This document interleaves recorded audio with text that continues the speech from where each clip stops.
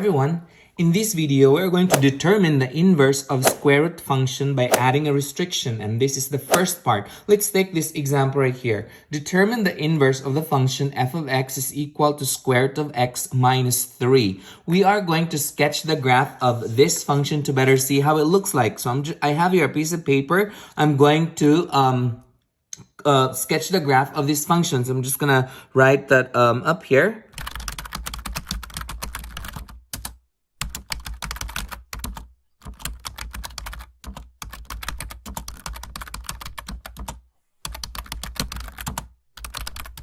Okay, we can actually change this given function that we have here into its graphing form or vertex form by adding, so you can see here the -3 is our k, but there's no h. We can actually rewrite this as y is equal to the square root of, that's gonna be x plus 0, that is our k, right? That's our h right there, which is 0, and then minus 3. So that we can go ahead and say that our vertex for this function, that would be at 0. So it doesn't matter if it's a positive or negative. We don't switch the 0 here because it doesn't matter. -0 doesn't really make sense. So we can just keep that as 0, and then that's a -3. So that we can go ahead and move on to determining the equation to use to complete the table. So I'm just gonna write that down here.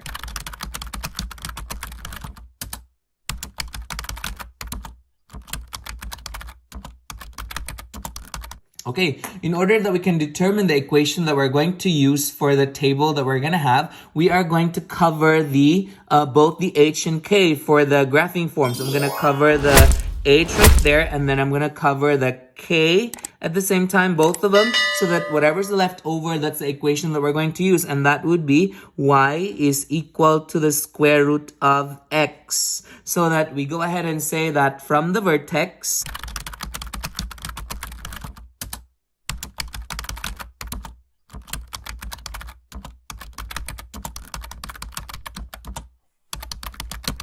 okay, the one that we fill into this blank cell is that we use this equation. So I go ahead and show the work on the side here. So that would be, this will be plugged into the value of x here. So that is equal to the square root of the value of x, again, was 1. So that's the one that we put in there. So the square root of 1 is just 1. So I go ahead and write this as 1 right here. Since this is positive, that means we go up.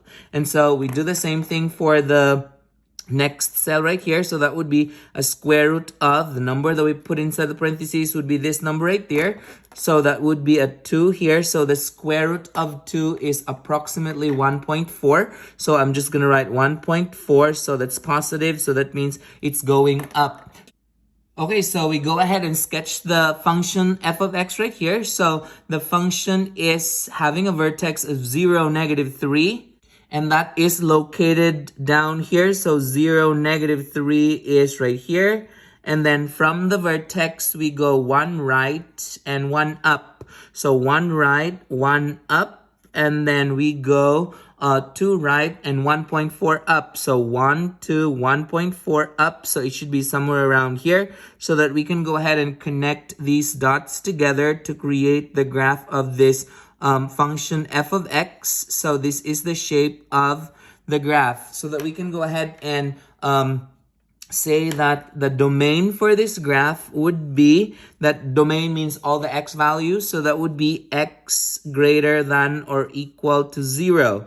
And then the range that we have here would be y is greater than, is anything that is higher than -3. So y is greater than or equal to -3. So that we can go ahead and say that we can, so let's change the color of this function right here, f of x. So I will use a red color for this. So this is our f of x graph.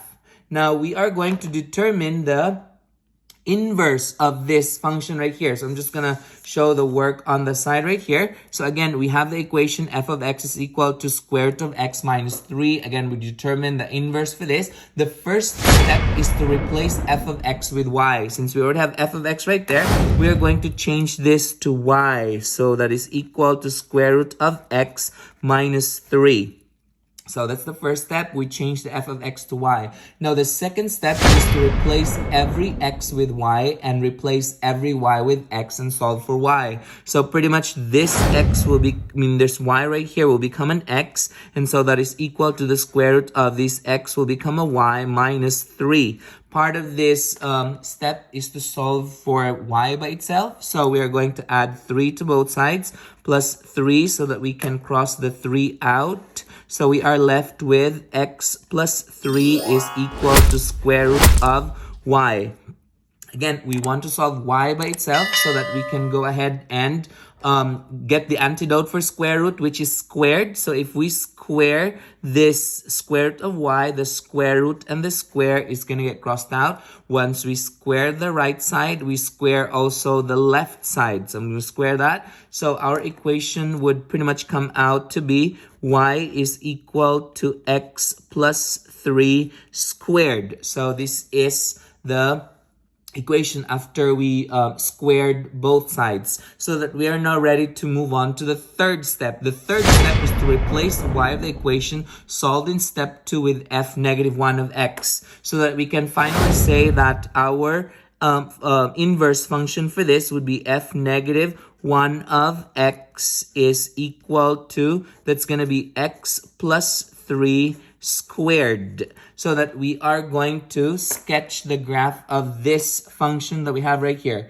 So I have here another paper. We will show the work to graph that inverse function. So I'm just gonna write that up here.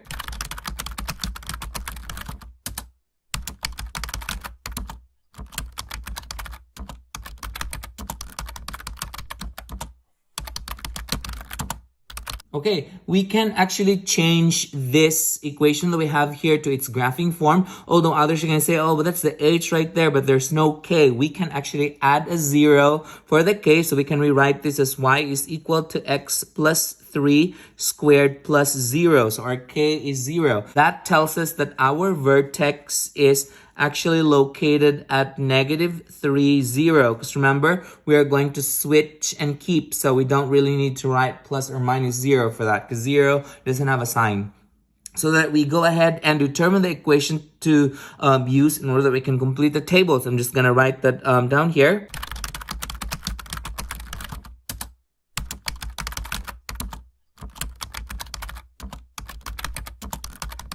Okay, the equation that we're going to use here is that, again, the trick for this is to cover the h and k. So I'm going to cover the h right there, and then I will cover the k, and whatever's the leftover, that would be the equation that we're going to use in order that we can complete the table. And so this would come out y is equal to, that's going to be x squared. So that from the vertex,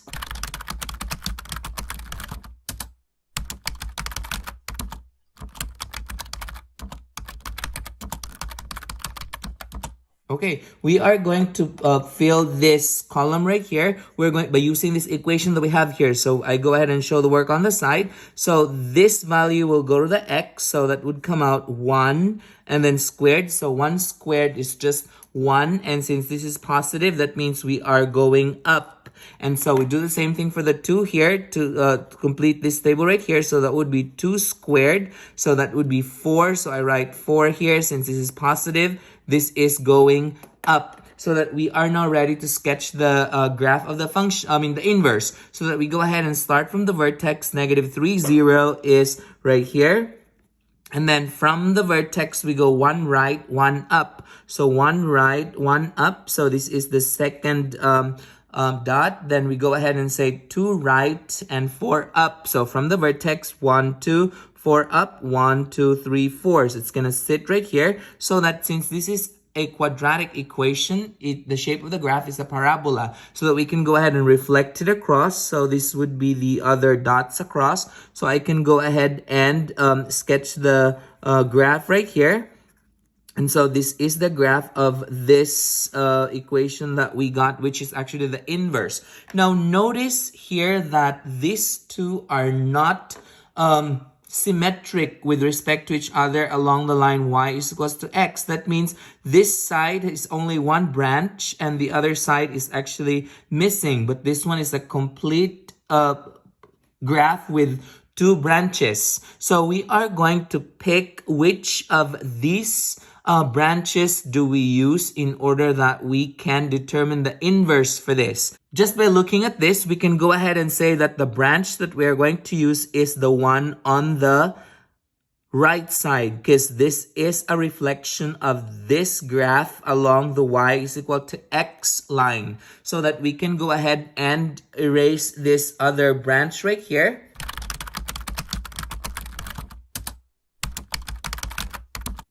And so this will be the graph of the inverse, so that it is symmetric across the y is equal to x lines. I'm just going to use a different color of marker for this.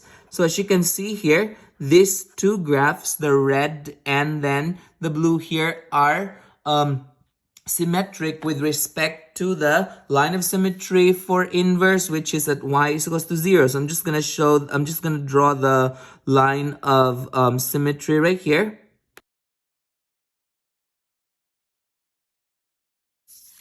Okay, we can say that if we fold this graph across this line of symmetry, y is equals to x, they're going to match up. So looking at this graph right here, we can tell that our domain for this inverse, this blue graph right here, the domain for that would be x is greater than or equal to -3.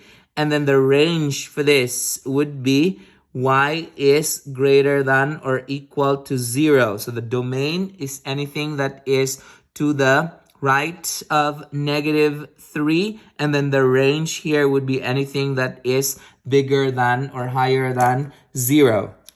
So that looking at this inverse that we have right here, we are going to restrict it. So this video talks about determining the inverse of a square root function by adding a restriction. So this is our inverse, but if we tried graphing this and it was a full parabola right there, but then we cut off the other branch here because it doesn't match up. So we are going to restrict this. So then we can go ahead and say that our inverse then, f(-1) of x, is x plus 3 squared. And then our restriction here would be, that's gonna be x is greater than or equal to -3. So that's the branch that we consider. So this is our inverse for this function that we have up here. Again, it has to be restricted, because if we don't restrict it, it's going to be a full parabola and they're not going to match up. If we fold it across the line of symmetry, y is equal to x. That's it. If you find this video helpful, hit like and subscribe for more math videos. See ya!